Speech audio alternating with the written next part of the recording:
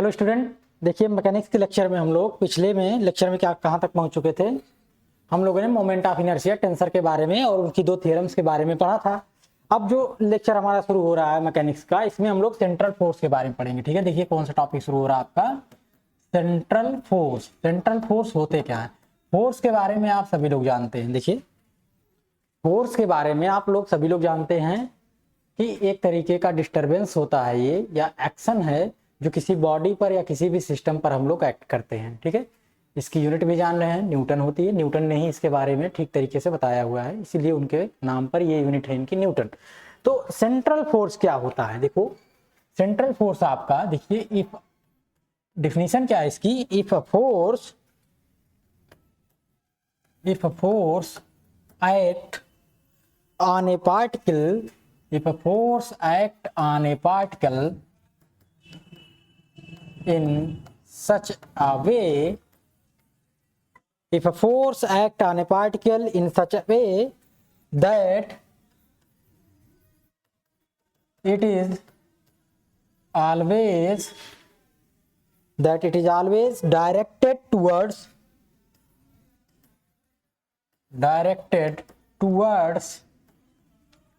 or away from a fixed point,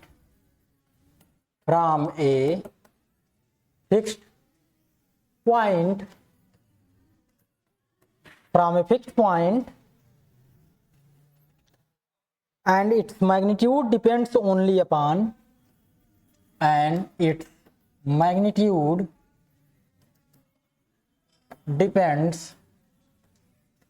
only upon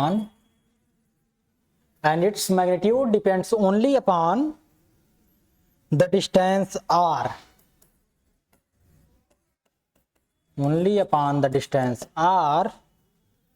from the point,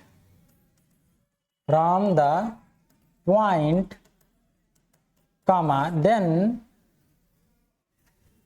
this force is called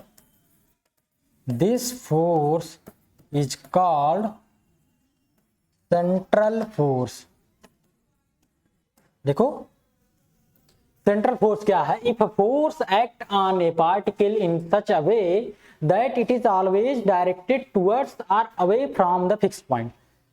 कोई force किसी particle पर अगर act कर रहा है तो ये फोर्स इससे दूर की तरफ है, ठीक है, या जो फोर्स होगा आपका, if a force act on a particle in such a way that it is always directed towards और away from a fixed point. Fixed point जो है आपका, मान लेते ये है, ये ऐसा पॉइंट होगा, ये फिक्स पॉइंट जो हमने बनाया हुआ है, ये ऐसा पॉइंट है जहां से कुछ ऐसी फिनोमिना हो रही है जिसकी वजह से इस पार्टिकल पर फोर्स लग रहा है। ठीक है, यानी ये सोर्स है, फोर्स लगाने का एक सोर्स है। ठीक है, एक मशीन है, सोर्स कुछ भी कहिए, इसकी वजह से इस पार्टिकल पर फोर्स लग रहा है।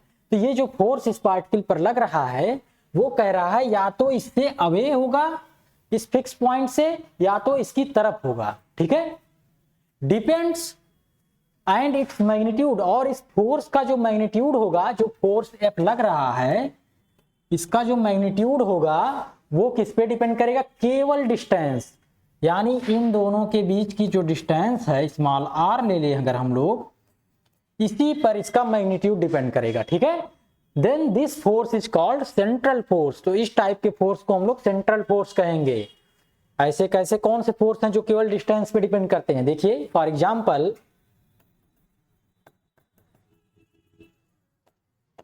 एक तो हो गया आपका ग्रेविटेशनल फोर्स,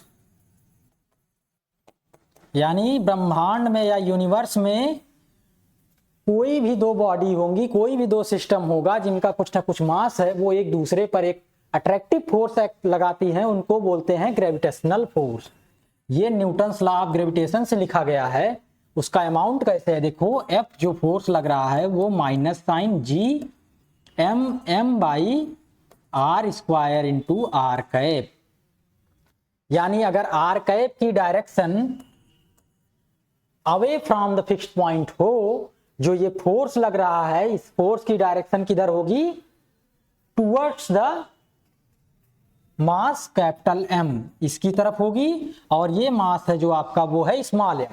ठीक है, ध्यान दीजिएगा यहां पे जो ये फिक्स पॉइंट है ये कैपिटल M है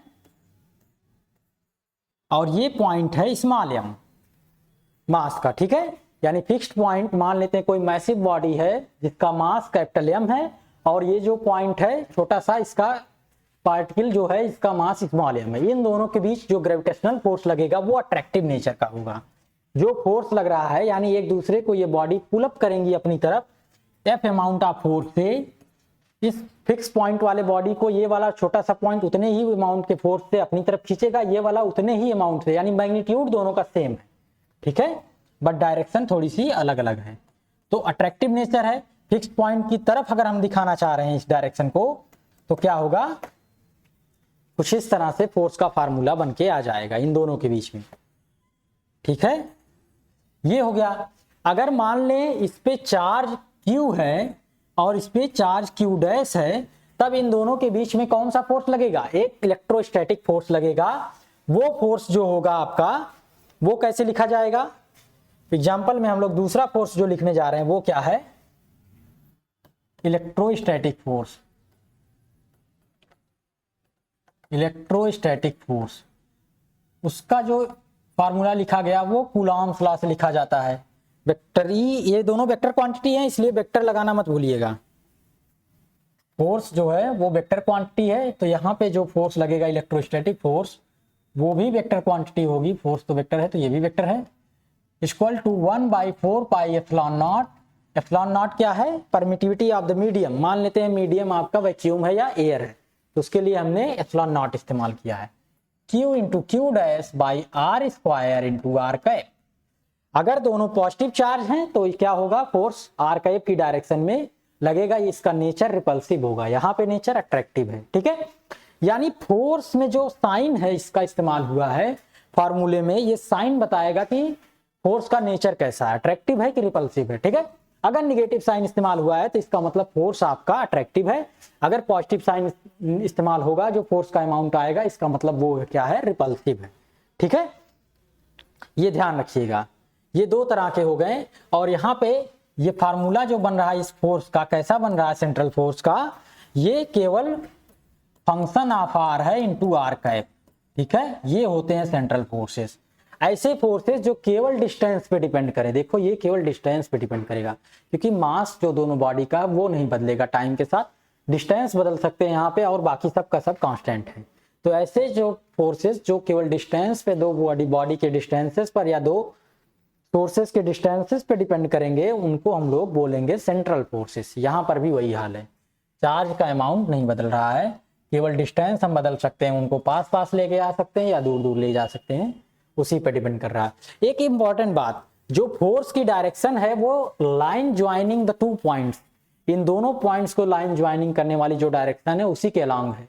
ठीक है, इससे डिफरेंट नहीं है, या तो अवे है या तो टुवर्ड्स है। ठीक है, इतनी बात हो गई। अब आ जाते हैं, अगर हमने सेंट्रल फोर्स के बारे में समझ लिया है तो अब देखिए पोटेंशियल या ग्रेविटेशनल फील्ड एंड पोटेंशियल क्या होता है, जो आपके सिलेबस में टॉपिक दिया हुआ है, ग्रेविटेशनल फील्ड और potential. Gravitational field, gravitational field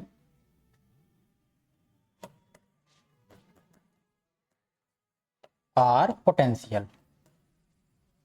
देखो ये क्या होता है, ग्रेविटेशनल फील्ड, जो ये बॉडी थी आपकी, ये किसी फिक्स रीजन में एक मेजरेबल या इफेक्टिव अमाउंट ऑफ फोर्स लगाएगी। वैसे तो यहां से फार्मूले से पता लग रहा है कि आर की वैल्यू कुछ भी रखो इनफाइनाइट तक, तब तक कुछ ना कुछ अमाउंट का फोर्स लगेगा, या इस फार्मूले से ये बात दिख रही है। आर की वैल्यू अगर इनफाइनाइट हो गई तभी फोर्स जीरो होगा, नहीं तो इस बॉडी के अराउंड जो इनफाइनाइट रीजन एक्सटेंड है पूरा यूनिवर्स, उस पर जरूर कुछ ना कुछ अमाउंट का फोर्स लगाएगी। लेकिन ग्रेविटेशनल फील्ड जो कही जा रही है वो इलेक्ट्रिक फील्ड से डिफाइन नहीं होगी, वो ग्रेविटेशनल फोर्स से डिफाइन होगी।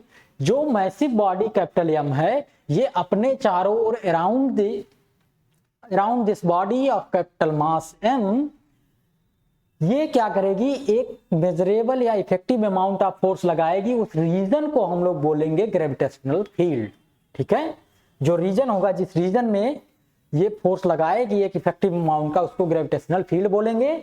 और वो ग्रेविटेशनल फील्ड जो होती है वो कितना फोर्स लगाएगी किसी पॉइंट पर, यहां पर या यहां पर कहीं पर भी, वो कैसे मेजर होगा, वो इसकी ग्रेविटेशनल फील्ड इंटेंसिटी से मेजर होगा। तो हम लोग डिफाइन क्या करेंगे, ग्रेविटेशनल फील्ड इंटेंसिटी वो होती क्या है। The intensity of gravitational field, the intensity of gravitational field, the intensity of gravitational field, the intensity of gravitational field at a point, the intensity of gravitational field at a point due to a mass, due to a mass is defined as the,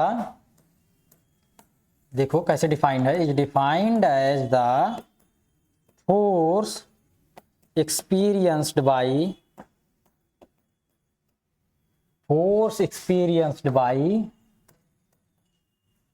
force experienced by unit mass, force experienced by unit mass placed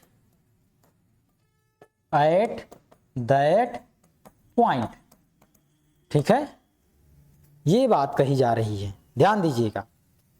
जो gravitational field intensity है वो क्या होगी, उस force के बराबर होगी किसी मास m की बॉडी से जो फोर्स लग रहा है, मान लो कैपिटल मास m से जो अमाउंट ऑफ फोर्स लग रहा है, इसको मान लेते हैं इक्वेशन 1 है।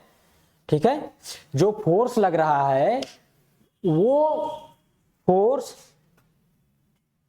इस पॉइंट पर स्मॉल m मास को अगर हम लोग यूनिट मान लें, जितने अमाउंट का फोर्स लगेगा इस पॉइंट यूनिट मास वाले स्मॉल m इक्वल टू 1 ले लो, तो जितने अमाउंट का फोर्स यहाँ पे लगेगा उसी को ग्रेविटेशनल फील्ड इंटेंसिटी बोलेंगे, जब स्मॉल m मास की वैल्यू 1 यूनिट हो जाए। ठीक है, इट इज डिनोटेड बाई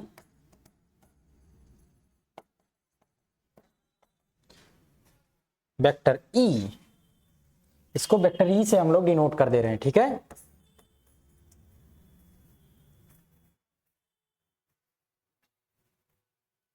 ध्यान दीजिएगा, it is denoted by vector E, और इसका फार्मूला क्या बन के आएगा, vector E equal to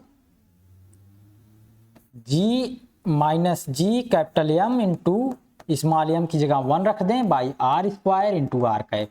direction इसकी फोर्स की ही डायरेक्शन में है, यानी जिस डायरेक्शन में फील्ड इंटेंसिटी है उसी डायरेक्शन में ये है। इसको थोड़ा सा मॉडिफाई कर लो, 1 को किसी भी नंबर में 1 से मल्टीप्लाई करें तो नंबर वही रहेगा। ये है प्रॉपर्टी मल्टीप्लिकेटिव आइडेंटिटी की। ठीक है, 1 यहाँ पे मल्टीप्लिकेटिव आइडेंटिटी। ठीक है, नॉर्मल अलजेब्रा की बात हो रही थी। अब आ जाते हैं यहाँ पे, देखिए ये हो गई फील्ड इंटेंसिटी, तो ग्रेविटेशनल पोटेंशियल क्या होगा उसके बारे में चर्चा कर लीजिए। The gravitational potential, the gravitational potential ये कितना होता है, the gravitational potential at a point, the gravitational potential at a point in A gravitational field. देखिए ग्रेविटेशनल फील्ड के अंदर ही पोटेंशियल होगा, याद रखिएगा, इससे बाहर नहीं। जहां जहां ग्रेविटेशनल पोटेंशियल है इसका मतलब वो फील्ड, जहां जहां फोर्स का एक्सपीरियंस हो रहा है वो ग्रेविटेशनल फील्ड के अंदर ही सब कुछ हो रहा है। ठीक है, इसलिए एक फील्ड नाम दिया गया, एक रीजन है, एक एरिया या एक स्पेस कहिए 3D में। ठीक है, the gravitational potential at a point in A gravitational field of a body, किसी बॉडी की ग्रेविटेशनल फील्ड होगी उसी के फील्ड के अंदर ही हम लोग डिफाइन करेंगे। Is the amount of work, is the amount of work, देखिए स्पेलिंग ठीक ठीक लिखिएगा आप लोग, अमाउंट वगैरह थोड़ा सा जल्दी जल्दी में गड़बड़ हो रहा है। amount of work required to be amount of work required to be done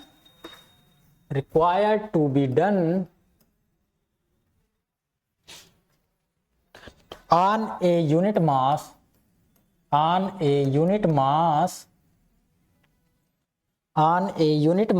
in bringing it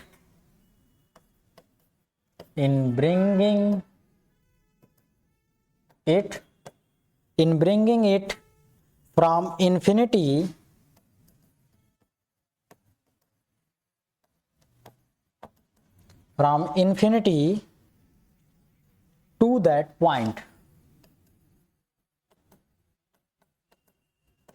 ठीक है। इन अदर वर्ड्स, दूसरे शब्दों में देखो क्या हो सकता है।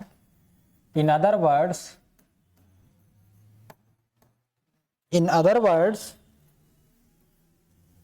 the potential at a point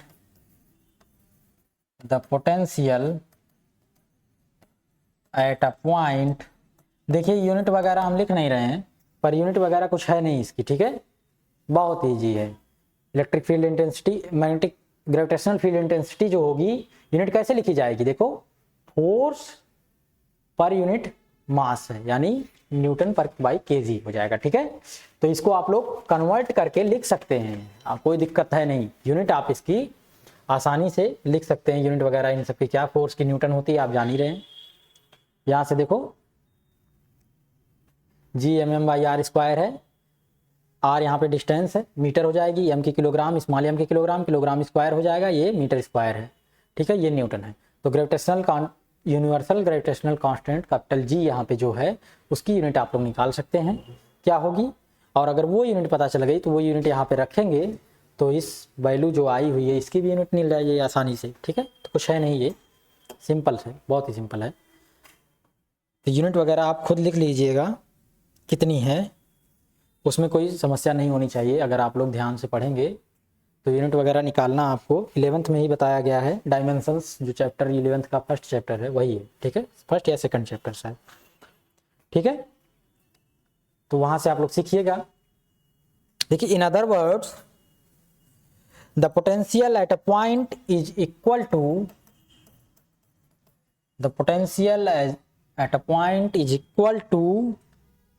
the potential energy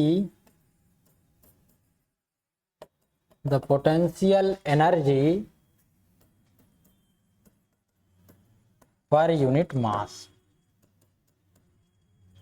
ये बात कही जा रही है। It is denoted by capital V। It is denoted by capital V। ठीक है, किसको डिनोट कर रहे हैं हम लोग, ग्रेविटेशनल पोटेंशियल को। ठीक है, कैपिटल V से। देखो इसका फार्मूला क्या बन के आएगा, V = -∞ to r vector E dot vector dr। ये है इसका फार्मूला। ठीक है, अगर ये फार्मूला हो गया तो आप इसकी वैल्यू निकाल सकते हैं। कैसे, -∞ to r वेक्टर E की वैल्यू क्या आई है, -Gm/r² into dr।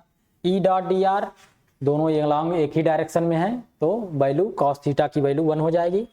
Dot product scalar product का फार्मूला आप जानते हैं, magnitude of E into magnitude of dr into cos of angle between them.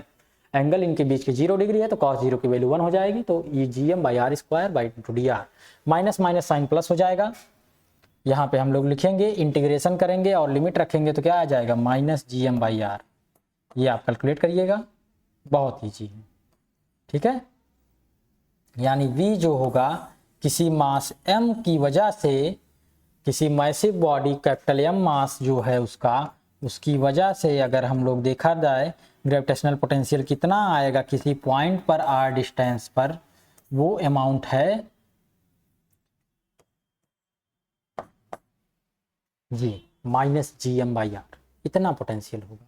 ठीक है, और पोटेंशियल एनर्जी कितनी होगी, देखो ग्रेविटेशनल पोटेंशियल डिफाइन है कैसे, is equal to the potential energy per unit mass, यानी from above definition V equal to कितना है, U बाई M, ठीक है। U वहां पे ग्रेविटेशनल पोटेंशियल एनर्जी है, ठीक है, पोटेंशियल एनर्जी। M जो है मास है, स्मॉल m मास है, किसका मास है, इस पॉइंट P पर रखा गया मास है, ठीक है। तो इन दोनों की वजह से कितनी ग्रेविटेशनल पोटेंशियल एनर्जी होगी वो लिख सकते हैं। तो U इक्वल टू क्या होगा, V इंटू स्मॉल m, ये कैपिटल V है, ध्यान दीजिएगा, और V की वैल्यू क्या है, minus G M by R, minus G capital M by R, ये हो जाएगा ग्रेविटेशनल पोटेंशियल एनर्जी। वैसे ये फार्मूला आया कहां से, इसके बारे में अगर चर्चा करना चाहें तो देखो, ग्रेविटेशनल पोटेंशियल क्या है, किसी यूनिट मास को आप लोग इनफाइनाइट से लेकर के इस रीजन तक आइए, मान लेते हैं इसका इन्फिनिटी पॉइंट यहां पे रहा होगा कहीं, तो पॉइंट P यानी R डिस्टेंस पर कैपिटल M मास की बॉडी है, R डिस्टेंस तक हम इसको लेके आ रहे हैं यहां से किसी भी पॉइंट को, ठीक है। तो लेके आने में जो वर्क होगा वो कितना होगा, अगर मान लें यहां से इसको स्मॉल डिस्टेंस ट्रेवल करा रहे हैं हम लोग dr, ठीक है, इतनी डिस्टेंस ट्रेवल करा रहे हैं, और किसके अगेंस्ट में डिस्टेंस ट्रेवल कराएंगे, फोर्स के अगेंस्ट में नहीं, फेवर में, यानी ये खुद ही पुल अप करेगा। तो क्या होगा, वर्क जो हम लोग करेंगे नहीं बल्कि हमको वर्क मिलेगा, वो साइन के कितना होगा, नेगेटिव का। तो dw जो होगा, स्मॉल वर्क, इसको थोड़ा सा यहां से यहां स्लाइटली लेके आने में, इन्फिनिटी से थोड़ा सा खिसकाने में dr डिस्टेंस, तो वर्क कितना होगा, dw equal to vector f dot vector dr, ये हो जाएगा, वो भी निगेटिव साइन के साथ। क्यों निगेटिव साइन हुआ, क्योंकि ये फोर्स अट्रैक्टिव था, उसने खुद काम किया है, हमें करना नहीं पड़ा, ठीक है, इसके फेवर में वर्क हो रहा है, ये ध्यान दीजिएगा। ये साइन हो गया dw का। अगर इसको हम लोग इनफाइनाइट से पॉइंट P तक लेके आए तो टोटल वर्क डन होगा वो W होगा, वो कैसे लिखा जाएगा, माइनस, साइन तो वही रहेगा माइनस ही, यहां पे देखो क्या हो जाएगा, ये F जो है वो फोर्स उतना ही एक्ट करेगा डिस्टेंस के अकॉर्डिंग जो भी होगा, डॉट dr, इसका हम लोग इंटीग्रेशन करेंगे और लिमिट कहां से कहां तक करेंगे, infinity to that point P, यानी इनफाइनाइट डिस्टेंस से पॉइंट R डिस्टेंस तक, यहां से यहां तक की डिस्टेंस इनफाइनाइट है, यहां से यहां तक की R है, तो limit minus infinite to R, ये हो जाएगा। अगर इस पॉइंट, इस मास जो मैसिव बॉडी यहां से पॉइंट P तक आ रही है उसका मास 1 यूनिट हो, तो जो फोर्स होता है वो किसमें कन्वर्ट हो जाता है, electric field, gravitational field intensity में, इलेक्ट्रिक फील्ड नहीं, ठीक है, इसमें कन्वर्ट हो जाएगा।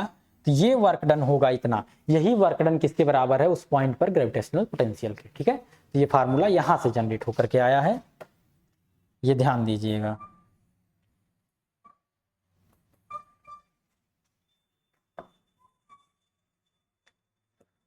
अगर कोई पूछे या समझना हो, समझने के लिए ये बात हमने बताई है कि कैसे ये फार्मूला जनरेट होकर के आता है ग्रेविटेशनल पोटेंशियल का, ठीक है। और ग्रेविटेशनल पोटेंशियल एनर्जी का अमाउंट कितना होगा, ये माइनस साइन है यहाँ पे, ये माइनस साइन इसके साथ लगा हुआ है, ये बात ध्यान दीजिएगा, ठीक है। इतनी बातें हो गई हैं। अब देखिए, अब आपके जो सिलेबस में है वो क्या है, स्फेरिकल सेल और सॉलिड स्फीयर की वजह से ग्रेविटेशनल पोटेंशियल या ग्रेविटेशनल फील्ड कितनी होगी, ये चर्चा हो रही है, ठीक है। तो उसको हम लोग चलते हैं, gravitational potential, gravitational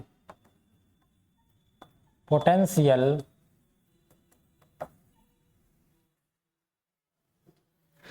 gravitational potential and field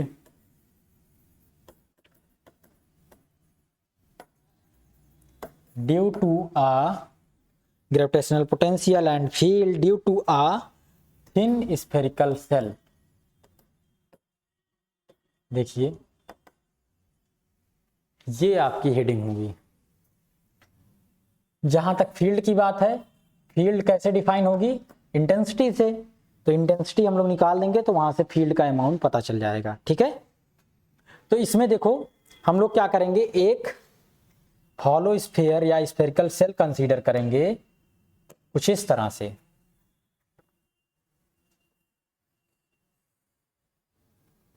ठीक है, ये हमने कंसीडर की है एक हॉलो स्फीयर या स्फेरिकल सेल, जिसका सेंटर मान लेते हैं यहां पे है। ठीक है, सेंटर ये है। इस सेंटर से मान लेते हैं r डिस्टेंस पर कोई पॉइंट रखा गया है P, कोई पॉइंट है इससे r डिस्टेंस पर, इस सेंटर से r डिस्टेंस पर कोई पॉइंट है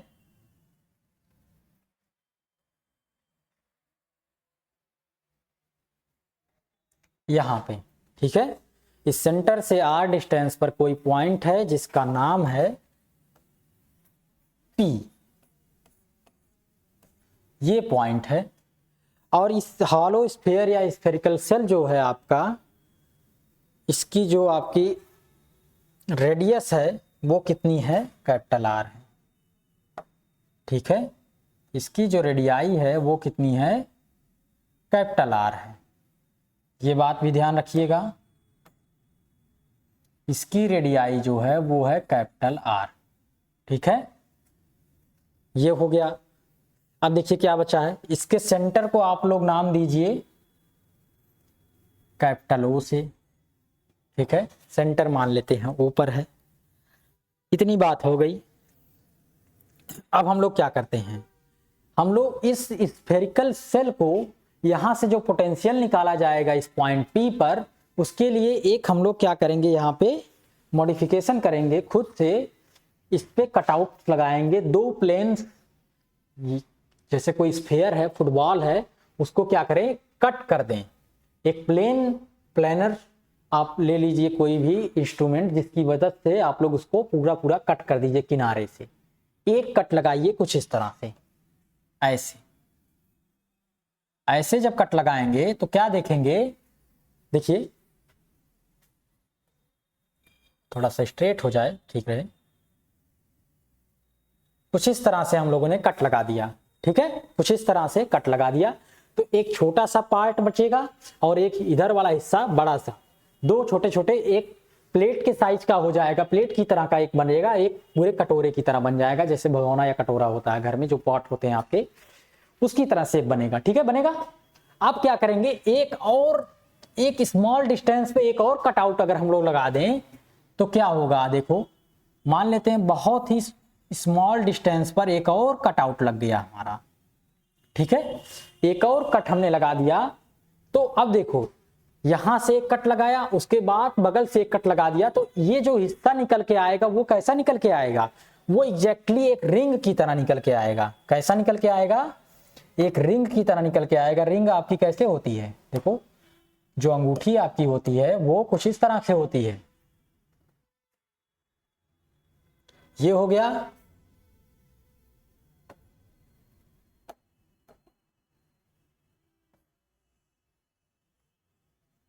ठीक है, कुछ रिंग की तरह निकल के आएगा। रिंग आपकी कुछ इस तरह से होगी, देखो ऐसी। ठीक है, कुछ ऐसी रिंग बन के आएगी यहां से जब दो कटआउट लगाएंगे।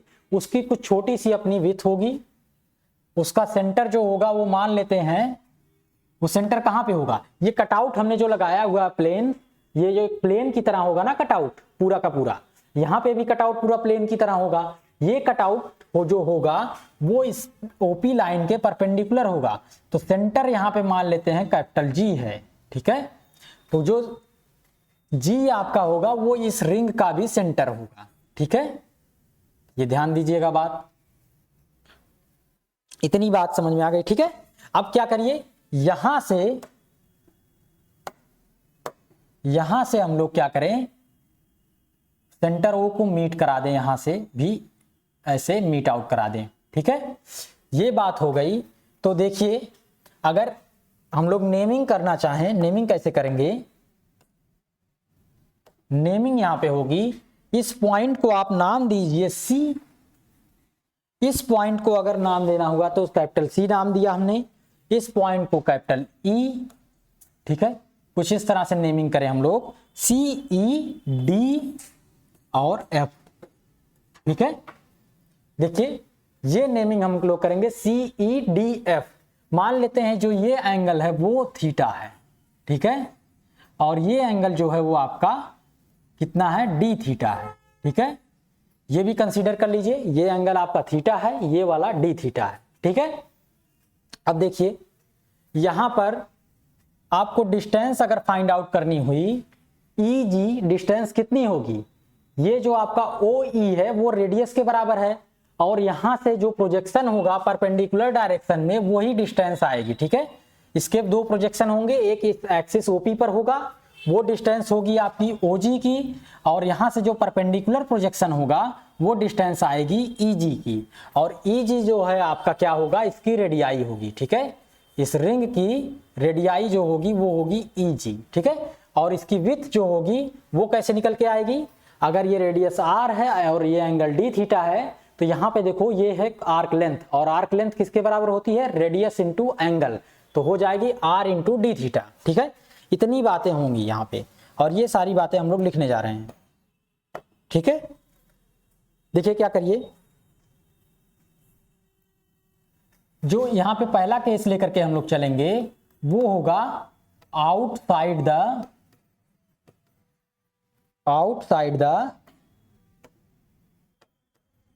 Spherical shell.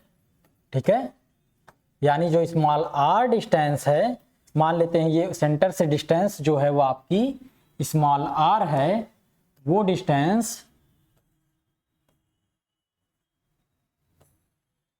आपकी रेडियस से काफी अधिक है। ठीक है, वो डिस्टेंस आपकी रेडियस से बड़ी है, ये हम लोग एजम्पशन लेके चलेंगे।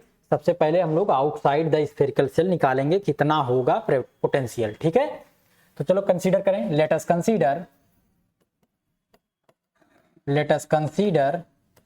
a spherical cell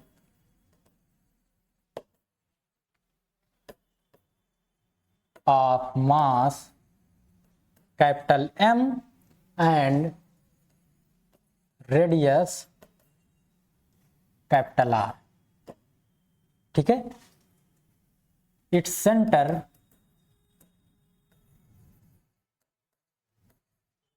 lies at point O. From that center, from that point, from the center O at a distance R, there is at a distance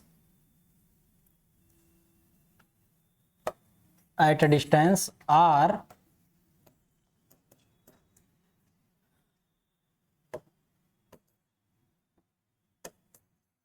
there is a point P at which we have to calculate the gravitational potential. ठीक है, इतनी बातें हम लोग लिखेंगे इसके बारे में introduction.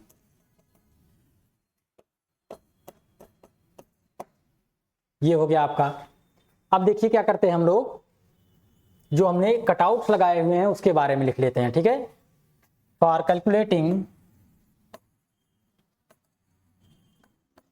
Calculating gravitational potential at P, firstly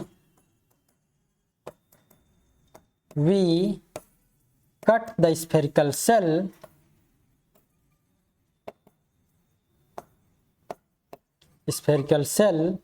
by two planes। कौन कौन से प्लेन्स हैं, CD एंड EF, ठीक है, which results which results a thin ring of radius EG and width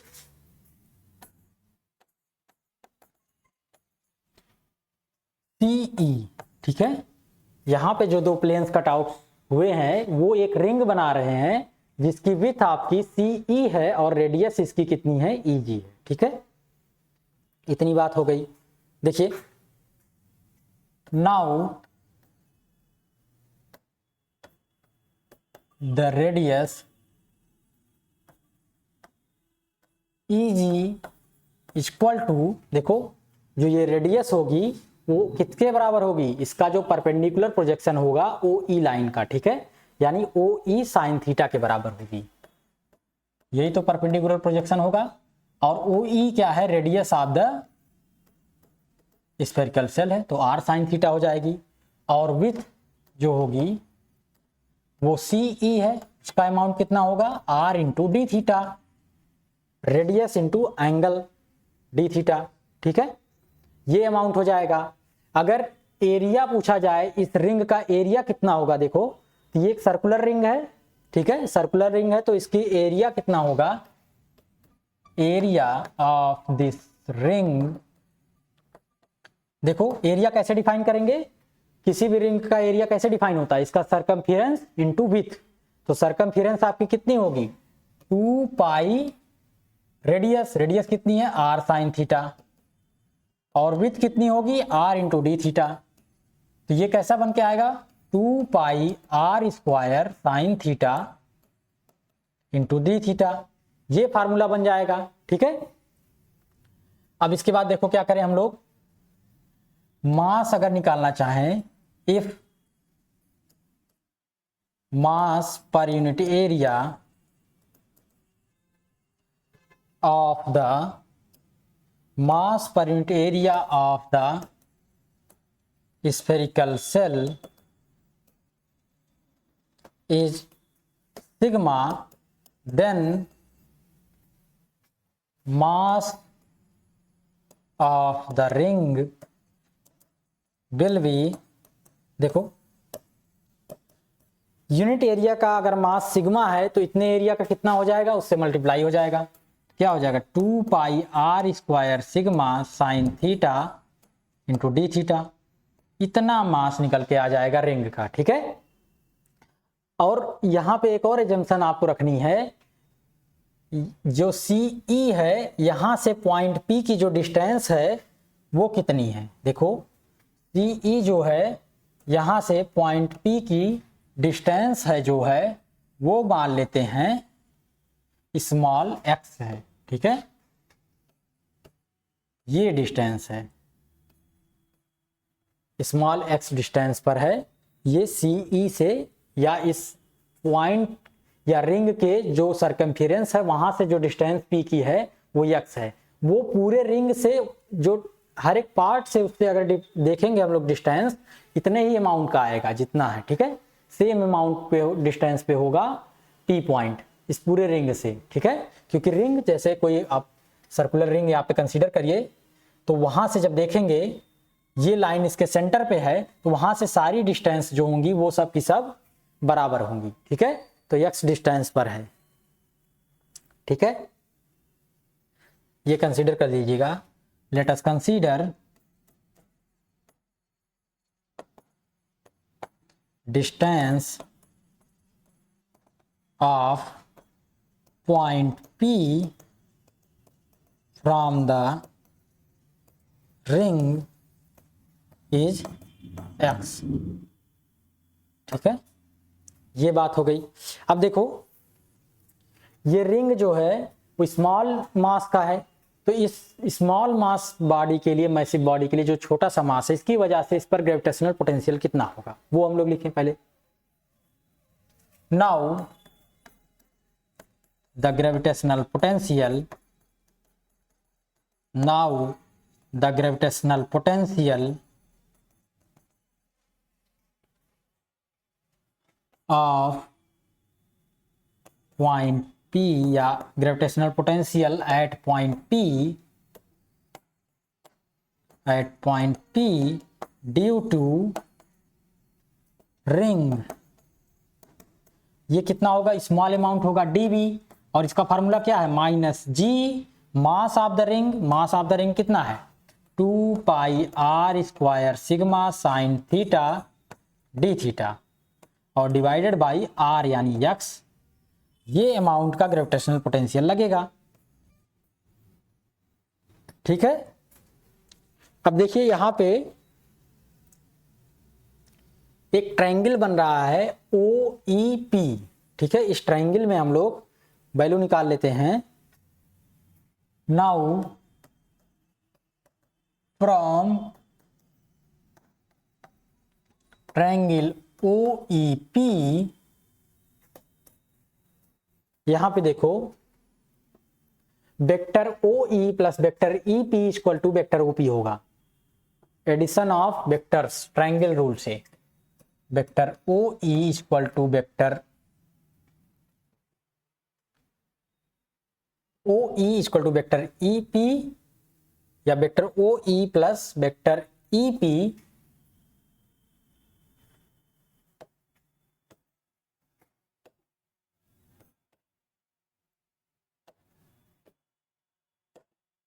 plus vector EP equal to कितना हो जाएगा, vector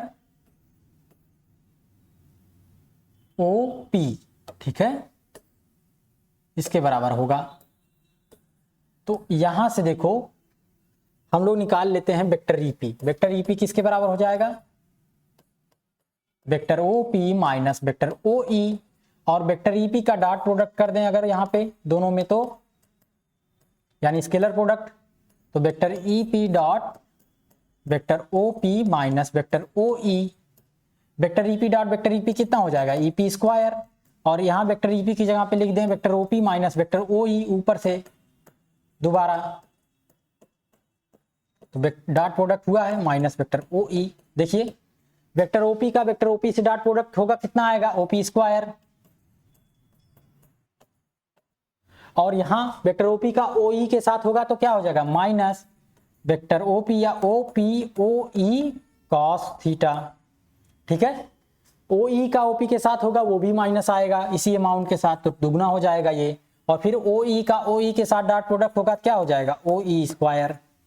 ठीक है, ये डॉट प्रोडक्ट की डिफिनीशन से या स्केलर प्रोडक्ट से हमने लिखा है। ठीक है, अब देखो EP स्क्वायर यहाँ पे कितना आ जाएगा, EP स्क्वायर, EP की वैल्यू कितनी ली गई है x, ये हो जाएगा x square equal to OP स्मॉल r square minus 2r, OE की वैल्यू है capital R cos theta plus OE है कैपिटल R स्क्वायर, ये वैल्यू आ गई।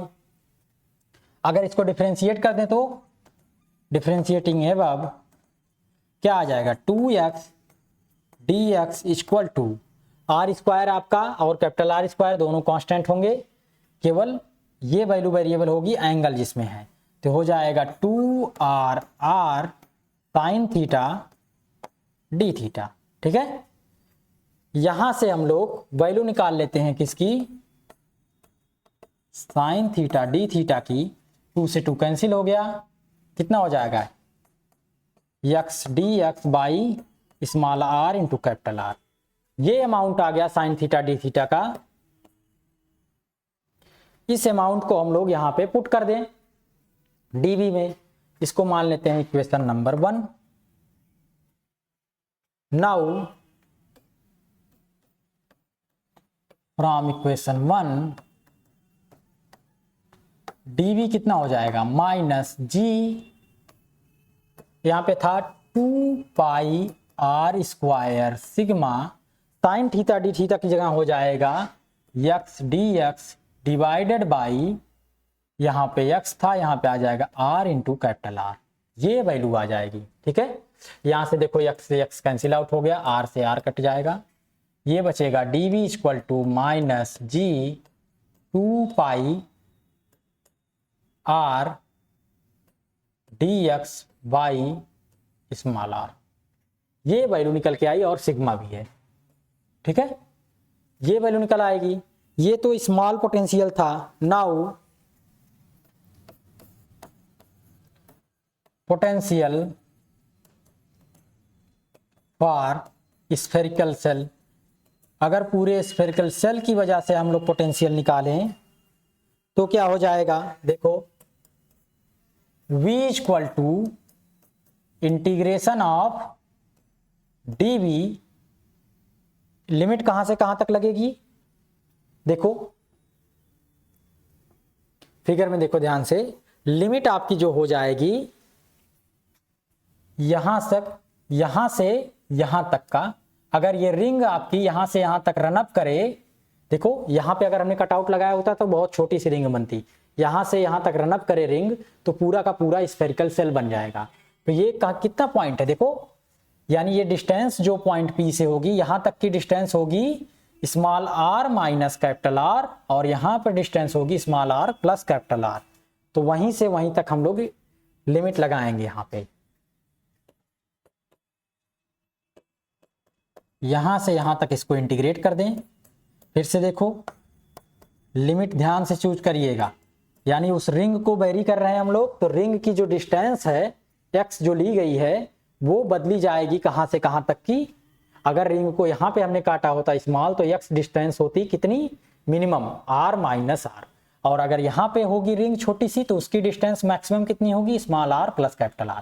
तो यहां से यहां तक अगर हम लोग इंटीग्रेट कर दें तो पूरा स्फेरिकल सेल कवर अप हो जाएगा, तो उसकी वजह से हमें पोटेंशियल मिल जाएगा। ठीक है, इंटीग्रेशन का मतलब एक तरीके से समेशन ही होता है, पर समेशन जो डिस्क्रीट नंबर के लिए होता है तो आसानी से हम लोग 1 बाय 1 ऐड कर लेते हैं। इंटीग्रेशन जो है वो कॉन्टिन्यूअस स्ट्रक्चर या कॉन्टिन्यूअस बॉडी के लिए इस्तेमाल किया जाता है, इसलिए यहाँ पे लिमिट जो लिखी गई है वो वहां से वहां तक की कंटिन्यूटी के साथ वेरी कर रही है। ठीक है, अब यहाँ पे dv कितना है देखो, minus G pi R sigma dx by small r, यहाँ पे इतनी वैल्यू कांस्टेंट है, dx का आप लोग इंटीग्रेशन करेंगे कितना आ जाएगा x, तो minus G pi R sigma by small r into x की जब लिमिट रखेंगे तो पहले upper limit r plus capital R, minus lower limit रखेंगे तो माइनस r प्लस r, कुछ इस तरह से लिमिट हो जाएगी।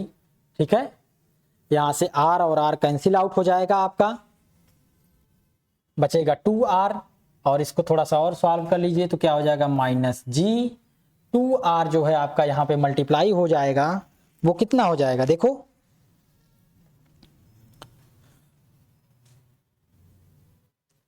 ठीक है, यहाँ पे 2 पाई भी था, 2 पहले से था।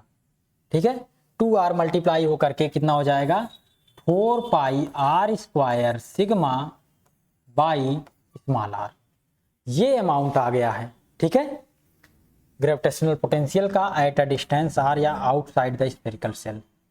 यहाँ पे जो सिग्मा है वो मास पर यूनिट एरिया है, इसकी वैल्यू क्या हो सकती है या क्या होती है, here sigma equal to mass capital M by total area या surface area 4 pi r square. ठीक है, ये वैल्यू अगर हम लोग यहाँ पे पुट कर दें तो V क्या हो जाएगा, minus G M by R, put कर लीजिएगा और कैंसिल आउट होकर के ये निकल करके आएगा आपका ग्रेविटेशनल पोटेंशियल। ठीक है, यानी ग्रेविटेशनल पोटेंशियल इस तरह से निकल के आया कि जैसे पूरा स्फेरिकल सेल जो है उसका होल मास एक पॉइंट सेंटर O पर सेंटर्ड हो और वहां से डिस्टेंस r हम लोग मेजर करें तो उसकी वजह से जो पोटेंशियल आएगा वही अमाउंट ऑफ पोटेंशियल इस पूरे स्फेरिकल सेल की वजह से आया, यानी इसकी स्ट्रक्चर का कोई लेना देना नहीं है, ये किस शेप और साइज का है उससे कोई मतलब नहीं है। यानी कोई भी बॉडी हो उससे आउटसाइड में अगर ग्रेविटेशनल पोटेंशियल पूछ रहा है तो उस बॉडी का आप सेंटर ऑफ मास डिसाइड करिए और सेंटर ऑफ मास पे होल बॉडी को आप कंसंट्रेट करके वहां से डिस्टेंस मेजर करिए पॉइंट की, और उस डिस्टेंस के सहारे आप आसानी से बता सकते हैं ग्रेविटेशनल पोटेंशियल कितना होगा। यानी बॉडी के शेप से कोई लेना देना नहीं है ग्रेविटेशनल पोटेंशियल का। ठीक है, इतना कंक्लूजन निकल के आ रहा है यहां से। अब देखिए ये निकल गया तो आप यहां से क्या निकाल सकते हैं, नाउ ग्रेविटेशनल इंटेंसिटी, यानी फील्ड की चर्चा हो रही थी यहां पे, तो ग्रेविटेशनल इंटेंसिटी कितनी आएगी, ठीक है, वो होगी वेक्टर ई, और उसका अमाउंट कैसे डिसाइड होगा, उसका अमाउंट डिसाइड होगा dv बाई dr से, ठीक है। यानी ग्रेविटेशनल पोटेंशियल को डिस्टेंस के रिस्पेक्ट में डेरिवेट अगर हम लोग कर दें तो वो आ जाएगी आपकी ग्रेविटेशनल इंटेंसिटी, ठीक है। और डायरेक्शन यहां पे इनबिल्ट होगी आर कैप, इस अमाउंट के साथ होगा, ठीक है। यहां पे जो फार्मूला लिखा गया है आपका v equal to infinity to r e dot D R, इसको वेक्टर ई अगर निकालना हुआ यहां से ग्रेविटेशनल इंटेंसिटी, तो जो उसका अमाउंट आएगा वो डेरिवेटिव के फॉर्म में आ जाएगा, ठीक है। इसका अमाउंट निकालने के लिए इस फंक्शन को पूरे डेरिवेट करेंगे तो ये जो इंटीग्रेशन डॉट डी आर है ये कैंसिल आउट हट जाएगा, यहां से केवल क्या आएगा dv बाई डी आर, ठीक है। ये अमाउंट आ जाएगा आपका, और उसको हम लोग निकाल सकते हैं यहां से। तो उस अमाउंट को निकालेंगे तो क्या हो जाएगा, यहां से देखिए इसको r के रिस्पेक्ट में डिफरेंशिएट करिए, आ जाएगा minus G M by R square into R cap, ठीक है। ये आपका ग्रेविटेशनल फील्ड इंटेंसिटी का वैल्यू आ जाएगा, ठीक है। इन्हीं दोनों की चर्चा हमें करनी है। इसी तरह से हम लोग क्या करेंगे, एक दूसरा पॉइंट निकालेंगे, इस सरफेस पर कितना होगा और इसके अंदर कितना होगा। जब सरफेस पे निकालेंगे तो स्मॉल r की वैल्यू कैपिटल R के बराबर हो जाएगी, ठीक है। तो क्या हो जाएगा यहां पे, एट द